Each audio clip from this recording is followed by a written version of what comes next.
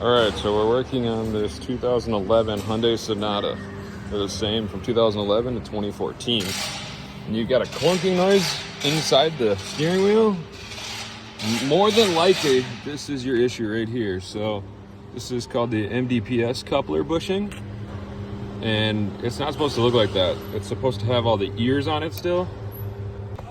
It's supposed to look like this.